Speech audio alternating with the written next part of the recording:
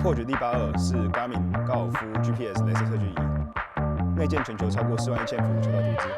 现在我们往国点的方向看，这里是富航高尔夫球场第4栋，我们可以看到国点就在那里。Select Play Golf. Wait for the GPS.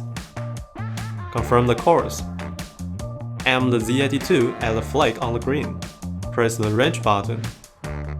A vibration indicates the measurement is completed, and an enlarged green view will show on the left. The information on the screen represents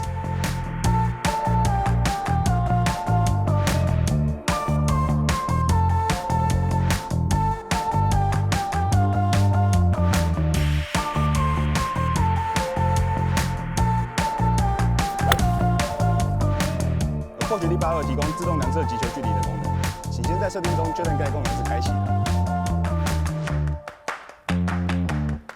现在我们到刚刚球落下的位置，透过682，我们可以直接看到我们刚刚这杆打了多少距离。以上就是这次的 Approach 682产品教学，我们下次见。